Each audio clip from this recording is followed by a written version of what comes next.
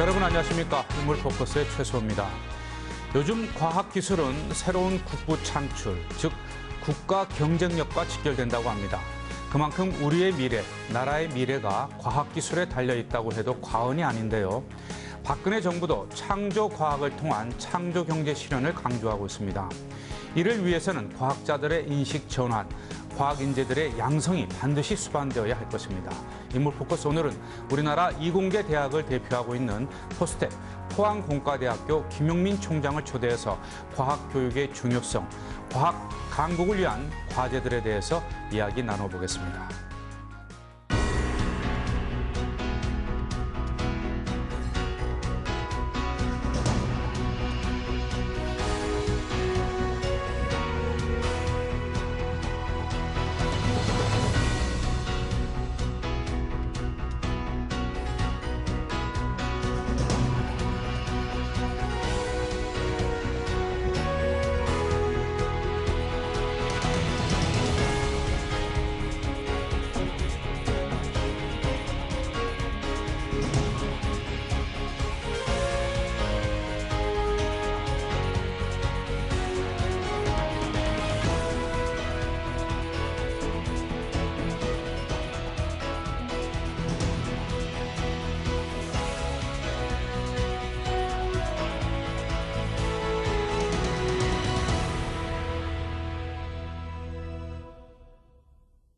총장님 어서 오십시오. 반갑습니다. 네, 안녕하십니까. 네, 포스텍 총장에 취임하신 지가 얼마나 되셨습니까? 1년 7개월이 끝나갑니다. 네, 1년 7개월 어떻습니까? 어려움도 많았을 것 같은데요. 소회가요? 글쎄요, 이 외국에 35년, 그러니까 대학교 마치고 유학을 가서 35년 만에 돌아왔는데, 뭐 적응하는데 쉽지는 않았는데요. 네. 근데 저는 이 포스텍의 발전을 위해서, 그다음에 저를 낳아주고 길러주고 교육까지 시켜준 국가에 봉사할 수 있는 기회가 저한테 주어졌다는 것에 대해서 참 감사를 하고요. 네. 포스텍을 정말 세계를 리드해 나갈 수 있는 대학으로 만드는 발전 방향에서부터 시작해서 발전 전략, 이거를 실천에 옮기는 거에 많이 노력을 해왔고 앞으로도 계속 이 최선을 다해서 노력하려고 합니다. 네, 이 포스텍이 언제 세워졌죠? 이 포항공과대학이요? 이 1986년 12월에 세워졌습니다. 그래서 금년 12월 되면은 27주년이 됩니다. 네, 27년. 네, 27년. 많이 알려져 있긴 한데요. 그래도 이 포항공과대학의 특성, 참 다른 대학과 어떤 점이 좀 우수하고 또 이 포스텍이 어떤 부분에 있어서는 참 우리나라의 과학을 위해서 기여하고 있다. 좀 소개를 해 주시죠. 이 포스텍은 처음에 세워질 때부터 86년에 세워질 때부터 이 소수 정예를 지향을 했습니다. 그래서 네. 1년에 우리가 학부 학생을 320명뿐이 뽑지를 않습니다. 그래서 정말 소수 정예의 학생들을 뽑아서 더 훌륭한 그런, 그다음에 졸업하고 나서 10년, 20년 후에 세계를 리드해 나갈 수 있는 과학기술자로서 양성하려고 세워졌고, 제가 보기에는 25년 동안, 처음 사반세기 동안의 그 목표는 이 한국을 뛰어넘어서 아시아의 탑 클래스 대학으로 자리매김하는 데 성공을 했다고 생각이 됩니다. 네. 25년 동안 어떤 과학계의 리더를 양성해내는 소수 정예 어떤 교육 성공적으로 지금 해오고 계신데 1년 7개월 동안 총장으로 이제 재직하시면서 그래도 어떤 변화, 어떤 점이 조금 과거와 달라진 게 있습니까? 우리 김용민 총장님이 재직하고 있는 기간에요. 포스텍 구성원들이랑 대화를 하면서 강조를 했던 거는 이 포스텍이 세계 리딩 대학들이랑 비교했을 때 그 하드웨어적인 측면에서는 우리가 뭐 아직도 모자란 점이 있지만 그래도 비슷하다. 네. 하지만 우리가 세계적인 대학이 되기 위해서는 소프트웨어가 필요하다. 문화가 필요하다. 네. 그래서 이 문화를 우리가 만들어 나가야 된다. 그래서 이 교육과 연구의 수월성을 항상 추구를 하는 네. 단기적으로는 어렵지만은 중장기적으로는 그렇게 가야지만 우리가 포스텍을 이 칼텍 같은 그 세계를 리드해 나갈 수 있는 대학으로 만들 수 있다고 생각이 되고 구성원들을 이랑 이 소통을 하면서 그런 방향으로 가고 있습니다. 네. 김용민 총장님이 이 포스텍의 이제 총장이 되기 위해서 35년 만에 귀국을 하셨다고 말씀을 해주셨는데 그 결정 또한 쉽지 않았을 것 같습니다. 그런 제의를 받고 처음에는 좀 여러 가지 생각을 하지 않으셨나요? 뭐 이 29년 동안 워싱턴 대학에서 교수를 하면서 많이 그 쌓아놓은 뭐 이 교육과 연구 업적뿐만 아니라 동료들 뭐 이런 여러 가지를 버리고 온다는 거는 쉽지 않은 결정이었는데 아까도 얘기 드렸지만은 이 포스텍의 발전에 제가 제 경험을 가지고 저의 비전을 가지고 이 공헌을 할 수 있다. 그다음에 조국과 인류에 이 공헌을 할 수 있는 기회가 있다는 게 이제 그거를 희생할 수 있는 동기가 되었죠. 네. 그리고 포스텍이 이제 연구 중심 대학인데 올해부터는 이제 세계를 선도하는 대학으로 도약하기 위해서 이 새로운 프로젝트를 수립한 게 있다고 들었습니다. 네. 어떤 계획입니까? 이 우리의 그 이니셔티브는 지금까지는 어떻게 보면 세계의 그 리딩하는 대학을 따라가는 그런 모습이었다 그러면 처음 25년은 앞으로의 25년은 우리가 스스로가 세계를 리드하는 대학이 돼야겠다. 아마 이 한국이 21세기를 리드하는 선진국이 되기 위해서도 그런 대학들이 나와야 된다고 봅니다. 네. 그래서 그런 대학으로 가기 위한 그 월드 리딩 그 유니버시티 이니셔티브를 작년부터 시작을 했습니다. 그래서 대학이 좋은 대학이 되려고 그러면 두 가지 요소가 있습니다. 아주 네. 탁월한 교수진과 그 다음에 탁월한 졸업생들입니다. 졸업생들이 10년, 20년 후에 각각 분야에서 그 리더로서의 역할을 할 때 그 이 크레딧이 그 모교로 돌아오니까요. 그래서 그 두 가지를 우리가 초점을 두고 이 교육에 더 초점을 두고 지금까지보다도 네. 그 다음에 연구도 좀 더 이 임팩트가 영향력이 큰 연구, 하이 리스크 연구를 하고 융합적인 연구를 이 권장을 하고 중점을 두고 있습니다. 네.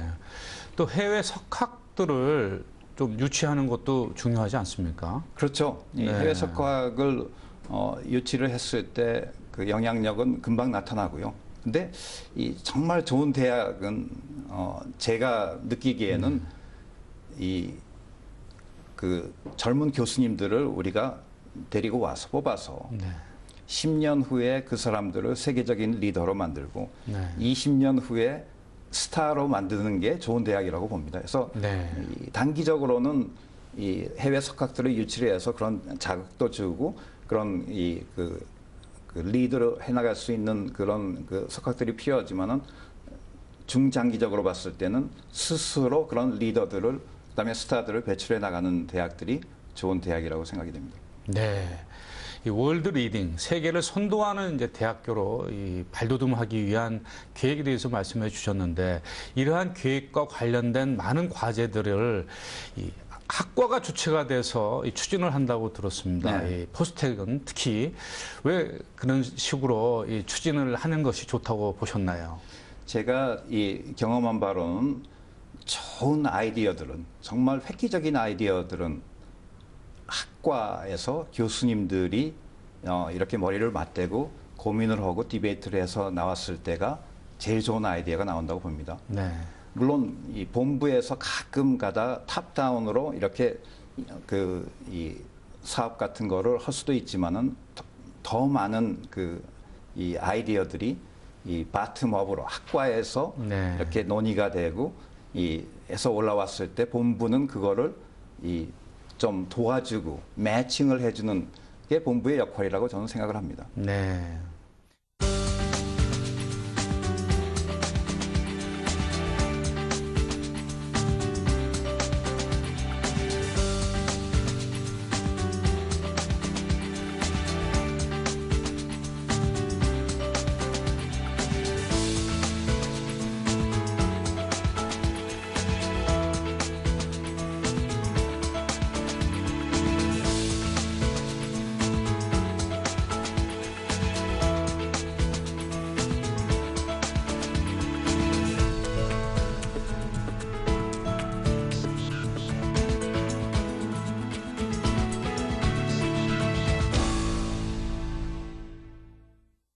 이 또 총장님으로 부임하신 뒤에 흔히 이제 이 산학협력 굉장히 강조를 해오고 있지 네. 않습니까? 근데 기존의 이 산학협력이라는 게 좀 평등하지 않은 관계였다. 뭐 기업이 거의 갑이고 대학은 을이었기 때문에 이걸 좀 바꿔야 된다고 굉장히 강조를 하셨다는 얘기를 들었습니다. 왜 그런 문제점을 지적하셨습니까? 이 기업과 대학이 이퀄 파트너십 같은 그 마스터 슬레이브 갑과 을의 관계가 아니라 동등한. 이 동등한 그런 네. 이 파트너십이 돼야 된다고 봅니다. 네. 그래야지 이 대학은 네. 이 위험 부담도 많지만은 그다음에 많은 경우 이 실패를 합니다. 네. 근데 이 그 성공을 했을 때 이 영향력이 엄청난 네. 새로운 그 인더스트리를 만들어내고 네. 새로운 그 이 제품을 만들어낼 수 있는 그런 그 아이디어들을 학교에서는 연구를 하고 교수님과 이제 대학원생들이 그다음에 그게 이 가능성이 보였을 때 기업이랑 공동 연구를 하고 네. 그다음에는 기업이 그걸 받아가서 상품화를 시키는 게 맞다고 봅니다. 네. 이 지금처럼 그 기업이 대학에 관심을 갖는 거는 주로 뭐 이 1년 후에 쓸 수 있는 조그만한 그 단기적인 네. 연구나 아니면은 학생을 입도 선매식으로 네. 이 기업에 가서 근무한다는 조건으로 장학금을 주는 거는 네. 이 한국이 정말 미래를 창조해 나가는 그런 과학기술의 선진국 대열에 들기 위해서는 맞지가 않다고 봅니다. 네. 개선이 되려면 어떤 식으로 학생들을 이제 대기업에 있어서 이제 스카우트 한다고 뭐 이렇게 얘기하지 않습니까? 그러면 입도 선매가 아닌 어떤 방식으로 바뀌었으면 좋을까요? 이 대기업에서 우리 기업에서는 이런 인재를 이렇게 모집을 하고 이렇게 양성을 하고 10년, 20년 후에는 이런 그러니까 인재상이 그다음에 우리는 이런 연구를 하고 이런 이 상품을 만들고 그래서 학생들이 스스로 졸업에 가까웠을 때 스스로 대기업에 갈 수 있는 그러니까 스스로 결정을 내릴 수 있는 이 장기적인 그런, 목표를 예, 제시하고 거기에 그게 돼야 된다고 걸맞는 봅니다. 인재들을 우리 이런 식으로 뽑겠다. 이렇게 이제 뽑아야지 학생들한테도 동기부여가 되고 장기적으로 더 나은 성과를 가져온다는 말씀인데 굉장히 중요한 말씀이신 것 같습니다. 근데 대학에서 이렇게 이제 연구라든지 성과도 중요하지만 대학 자체의 중요한 기능 중에 하나가 교육 아니겠습니까? 그렇죠. 네. 네. 그 교육에 대한 이 소홀함이 이 대학에서 보면은 좀 있더라고요. 어떻게 보면요. 너무 맞습니다. 성과 위주로 가다 보니까 어떻습니까? 이 대학교의 그 두 가지 큰 미션이 교육과 연구입니다. 연구 중심 대학에서의. 근데 그 중에서 하나를 뽑으라고 그러면 저는 자신 있게 교육이라고 생각합니다. 네. 근데 지금까지 지난 20년 동안 한국의 연구 중심 대학들, 그다음에 한국 밖에 다른 연구 중심 대학들의 를 들여다보면은 연구 중심 대학이라는 기치하에서 학부 교육이 무시가 되는, 네.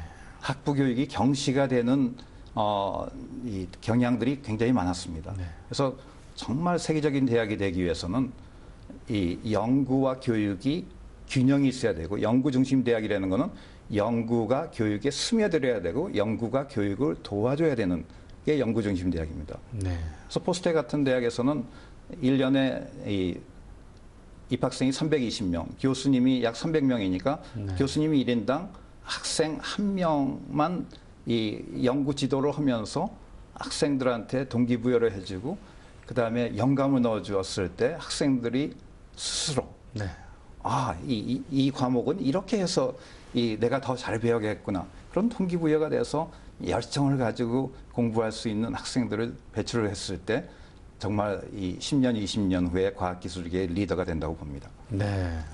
이 포스텍 소수 정예 위주의 그 우수한 과학 교육, 우리나라 이제 과학 강국을 위한 어떤 초석을 까는데 많은 지금 이제 역할을 하고 있는데요. 이렇게 우수한 이 과학 영재들에게 교육이나 이러한 자질도 중요하지만 또 김 총장께서는 인성을 굉장히 중시하다 보니까 지난해 겨울방학 때는 해외로 봉사활동을 처음으로 떠났다면서요? 예.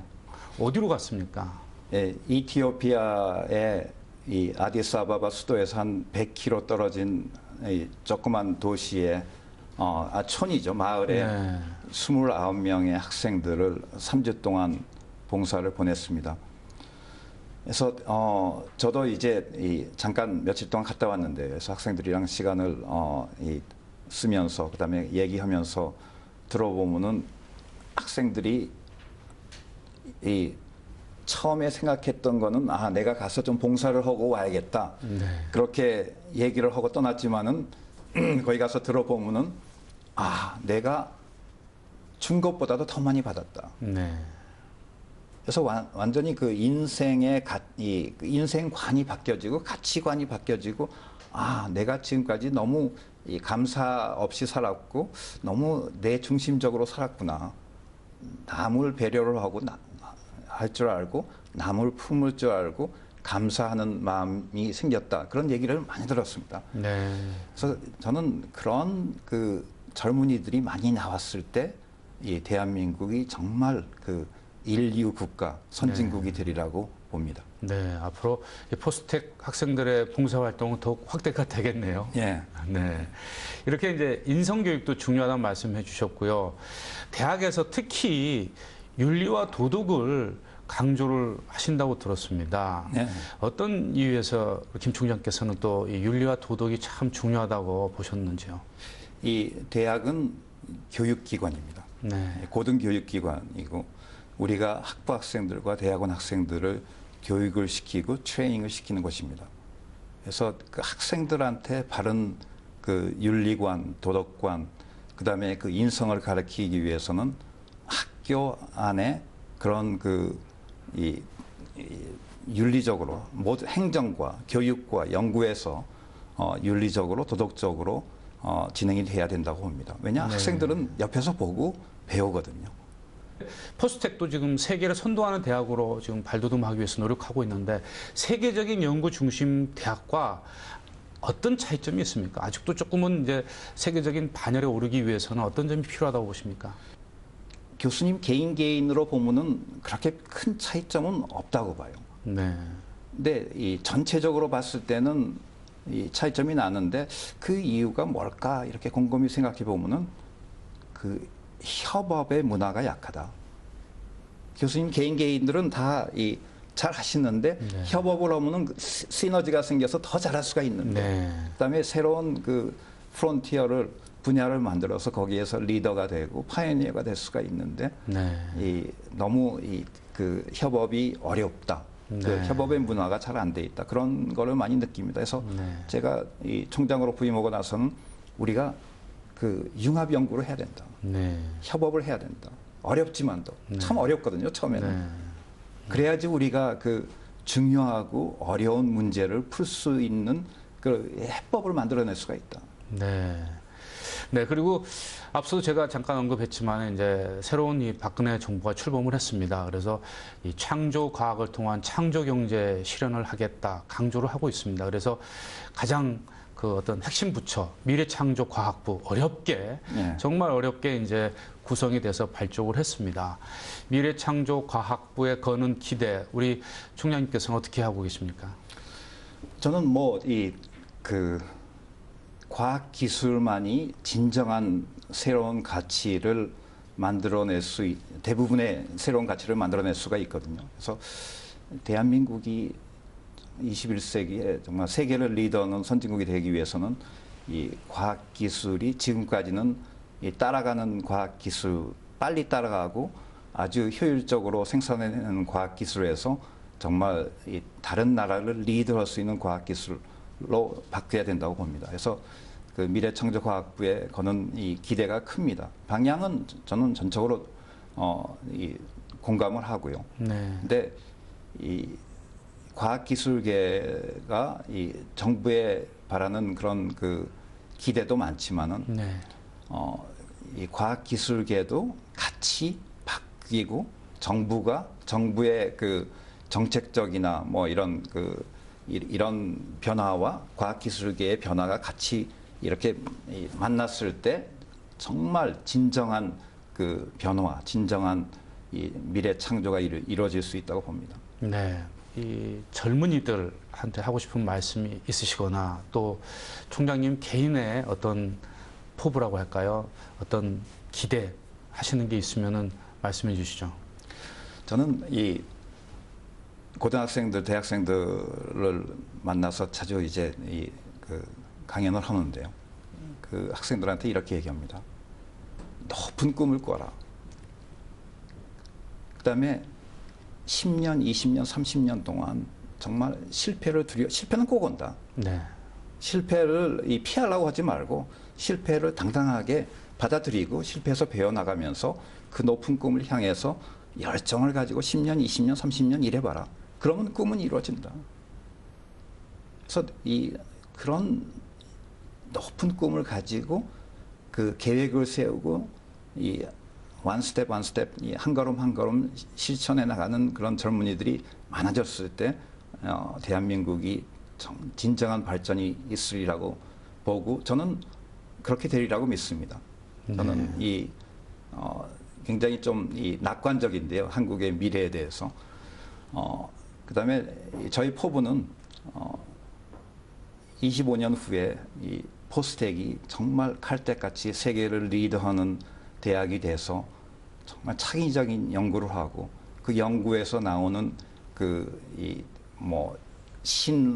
산업을 창출해낼 수가 있고 우리 졸업생들이 10년, 20년, 30년 졸업하고 나서 한국 내에서 외국에서 이 과학기술계의 리더가 되는 그런 포스텍으로 만들기 위해서 열심히 노력합니다. 네. 총장님 오늘 말씀 대단히 감사드리고요. 이 포스텍이 세계적인 연구 중심 대학으로 성장하길 기대하겠습니다. 고맙습니다. 네, 감사합니다.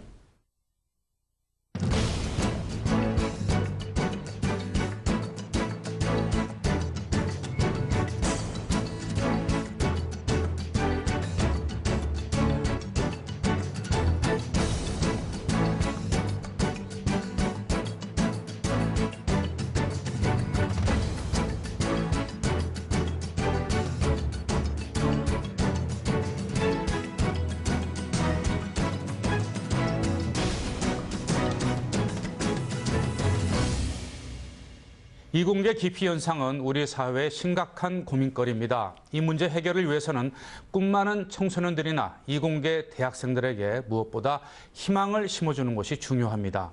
그러려면 정부의 정책적인 지원과 과학교육의 선진화 그리고 과학자를 존중하는 환경이 이루어져야 할 것입니다. 인물포커스 오늘은 여기서 인사드리겠습니다. 다음 주에 다시 뵙겠습니다. 고맙습니다.